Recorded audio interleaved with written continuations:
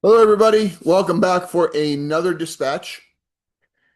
I thought I would read a little bit from Still Life with Oysters and Lemon by Mark Doty.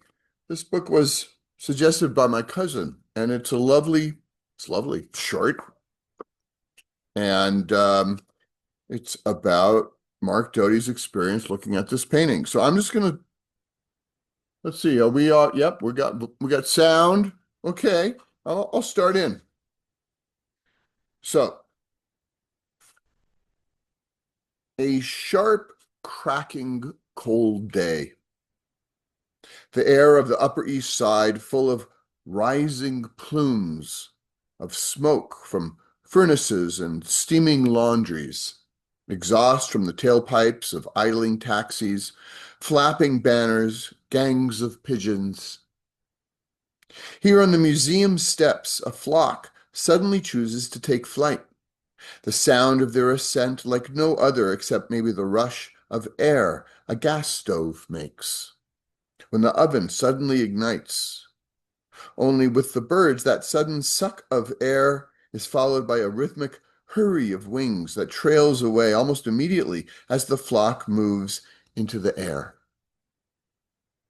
Their ascent echoes back from the solidity of the museum's columns and heavy doors, the wide stairway where even in the cold people are smoking and shifting their chilly weight from side to side, eating pretzels, hunching over blue and white paper cups of coffee. I have a backache. I'm travel weary, and it couldn't matter less. For this whole scene, the crowd and hustle on the museum steps, which seem alive all day with commerce and hurry, with gatherings and departures, is suffused for me with warmth because I have fallen in love with a painting. Though that phrase doesn't seem to suffice, not really. Rather, it's that I have been drawn into the orbit of a painting, have allowed myself to be pulled into its sphere by casual attraction deepening to something more compelling. I have felt the energy and life of the painting's will. I have been held there, instructed. And the overall effect, the result of looking and looking into its brimming surface as long as I could look, is love, by which I mean a sense of tenderness toward experience, of being held within an intimacy with the things of the world. That sense has remained with me as I moved out through the dark stone lobby of the museum, with its huge vase of flowers looming over the information desk in the center of the room, and out into the sudden winter brightness, the gray brightness of Manhattan in January, onto the museum steps. There, stepping outside into the day, where nothing is framed or bounded as things in the museum are, suddenly the sense of intimacy and connection I've been feeling flares out, as if my sense, as if my painting had been a hearth, a heated and glowing place deep in the museum interior, and I'd carried the warmth of it with me out into the morning. Is it morning still? The sky's a huge crystal, cracked and alive with fractures, contrails, cloudy patches, huge distances. But nothing seems truly remote to me, no chill, too intractable, because I have stepped from a warm suspension out into the shatteringly cold air. Something of that suspension remains within me or around me. It is the medium in which I and my fellow citizens move. We are all moving just now in the light that has come toward me through a canvas the size of a school notebook. We are all walking in the light of a wedge of lemon, 4 oysters, a half glass of wine, a cluster of green grapes with a few curling leaves still attached to their stem. This light is enough to reveal us as we are, bound together in the warmth and good light of habitation, in the good and fleshly aliveness of us. How is it possible? It's a simple painting, really. Still life with oysters and lemon, by one Jan Davids de Heem, painted in Antwerp some 350 years ago, and displayed today, after who knows what places it has been, in a glass case at the Metropolitan, lying flat, so that one bends and looks down into its bronzy, autumnal atmosphere. Half-filled Romer, an old Dutch drinking glass with a knobbly base, with an amber inch of wine, dewy grapes, curl of lemon peel, shimmery, barely solid bodies of oysters, shucked in order to allow their flesh to receive every ministration of light. It is an atmosphere. The light, lovingly delineating these things is warm, a little fogged, encompassing, tender, ambient, as if added to the fragrance evoked by the sharp pulp of the lemon and the acidic wine and the salty marsh scent of the oysters, were some fragrance the light itself carried. Simple, and yet so firm in its assertions. I'll try to name them. That this is the matrix in which we are held, the generous light binding together the fragrant and flavorful productions of vineyard, marsh, and orchard. Where has that lemon come from? The Levant? That the pleasures of what can be tasted and smelled are to be represented, framed, set apart. That pleasure is to be honored.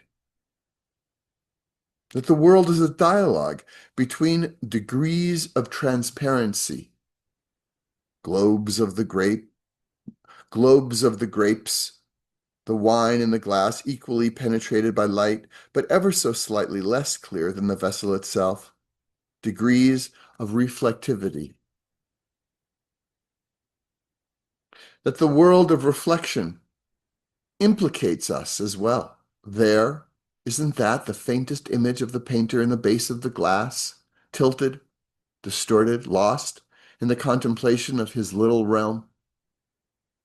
Looking through things as well, through what he's made of them toward us, that there can never be too much of reality, that the attempt to draw nearer to it, which will fail, will not fail entirely, as it will give us not the fact of lemons and oysters, but this, which is its own fact, its own brave essay toward what is. That description is an inexact, loving art, and a reflexive one. When we describe the world, we come closer to saying what we are. And something else, of course, is always more, deep in art's pockets, far down in the chiaroscuro on which these foodstuffs rest.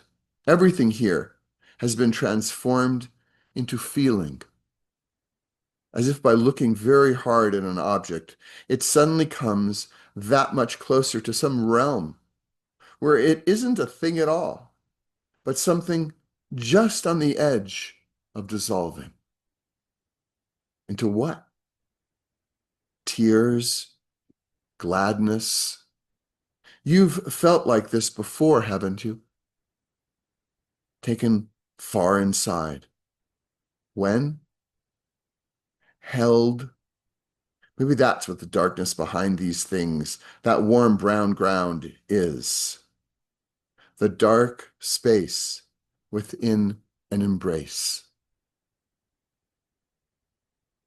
Intimacy, says the phenomenologist Gaston Bachelard, is the highest value.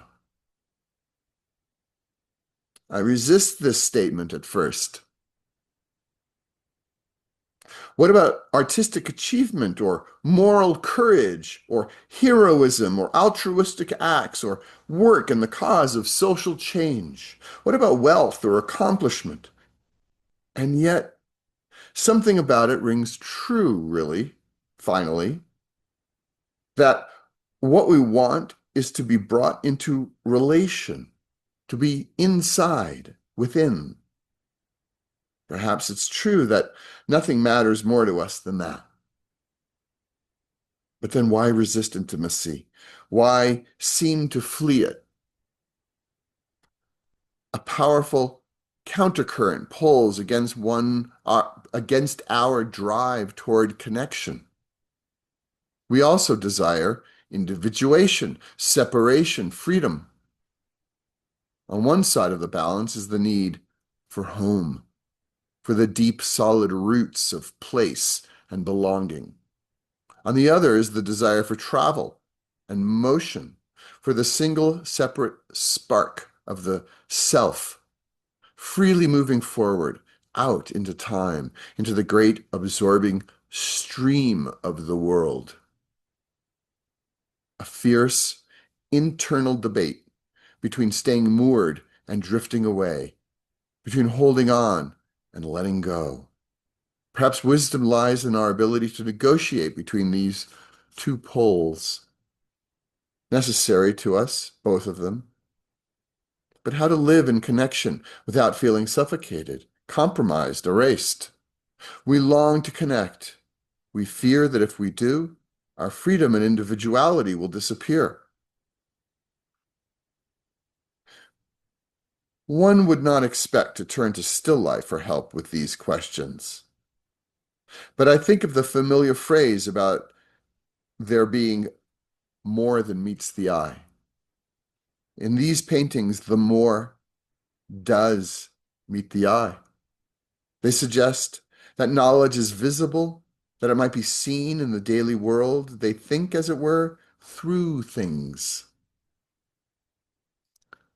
Maybe just another minute or so. In my Jan David's Dehim, for instance, there is a spectacular spiral of lemon peel, a flourish of painterly showing off. The rind has been sliced in a single strip, and it curls in the air, resting atop the romer. One of its coils dips inside toward the wine so that we see it now plainly, now veiled by the slightly gray cast of the glass. Now the pebbly yellow as it twists through air, now the white pith that lay between the outer skin and the body of the fruit.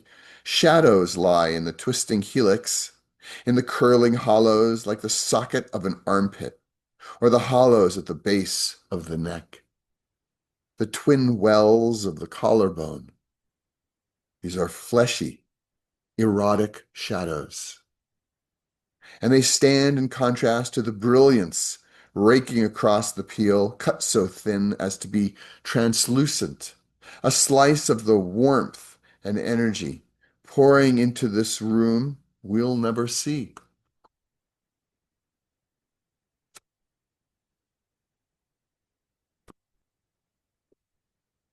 All right, I'll pause there. It's great. Okay, let's do that. Let's paint that lemon peel. The inside, the outside. Okay, folks, I hope you're well and making stuff hanging in there. Yeah, it's good to make things, good to ground through making. Okay, be well. Take care.